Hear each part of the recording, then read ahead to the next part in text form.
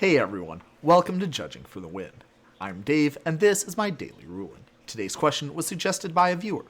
Thanks to Cyril for this one. Amy plays a threaten against Nick's Grizzly Bears, then uses a hostage taker to exile Grizzly Bears. If hostage taker is destroyed, which player will control Grizzly Bears? Does the answer change depending on whether hostage taker is destroyed this turn or on some future turn? Well, first of all, once the Grizzly Bears leaves the battlefield, the threaten no longer applies to it. If the Grizzly Bears re-enters the battlefield later that turn, it doesn't matter whether it's the same physical piece of cardboard. As far as the game is concerned, it's a completely different object with no relationship to its previous self. Therefore, it makes no difference whether the Grizzly Bears returns on the same turn or on some future turn after the threaten effect expires. In either case, the threaten will not apply to Grizzly Bears once it's back on the battlefield. Now we're ready to consider the question of who controls the bear once it returns. I think if we were dealing with something like this flicker instead of a hostage taker, it would be pretty uncontroversial to say that Nick would control the Grizzly Bears. Flicker says to return it under its owner's control, and Nick is its owner. Cloud Shift is likewise explicit. It says to return Grizzly Bears under your control, and Amy is the you that this spell is referring to. So she would get the Grizzly Bears. Yes, permanently. It's easier to see how this works if you imagine reanimating a creature out of your opponent's graveyard. The person with the reanimate spell put the creature onto the battlefield, thus becoming its default controller, even though they might not be its owner. The Cloud Shift trick works exactly the same way, and for the same reason. So what about the case from our original problem statement? Hostage Taker is frustratingly silent on the topic of which player controls the exiled permanent once it returns, and there are credible grounds for both Amy and Nick to lay claim to it. In this case, we must turn to the CR to settle this issue, and the answer we get is that the Grizzly Bears is returned under its owner's, that is to say, Nick's, control.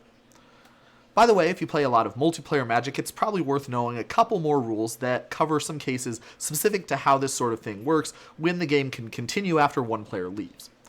First off, if Nick leaves the game, everything that he owns leaves with him, even if it's currently controlled by another player. And that makes sense, right? I mean, if you gotta go, you gotta go. You can't be expected to wait around until the end of the game because Amy really needs your Grizzly Bears to help close it out. Any control changing effects that might cause a player who has left the game to control a permanent immediately end when that player leaves the game. So if Amy threatened Nick's Grizzly Bears and then Amy lost the game that turn, the Grizzly Bears would immediately go back to Nick after Amy lost. It wouldn't wait around until the threaten effect should wear off at the end of the turn.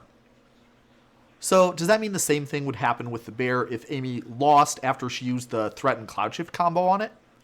Well, no. In this case, there isn't a control changing effect acting on the bear. Amy is just the default controller of that permanent, the same as if she had just played it normally. Of course, it wouldn't make sense for the bear to stick around on Amy's side of the battlefield after she leaves the game either. So if Amy were to lose the game in this scenario, any permanents that she still controls after those first two steps we talked about will be exiled.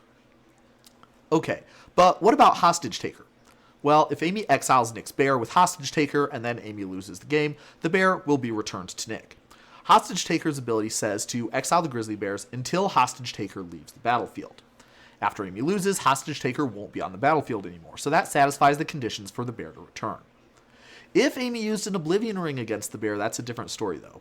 Normally when Oblivion Ring leaves the battlefield, there's this triggered ability that triggers and goes on the stack. The bear gets returned when that ability resolves. Unfortunately, if Amy leaving the game is the thing that caused the leaves the battlefield ability to trigger, then that triggered ability just will not be put onto the stack at all, and the bear will just stay being exiled. And that's all I have for you today. How did you do? Join me again next time for another daily ruling. Until then, I hope you have a great day.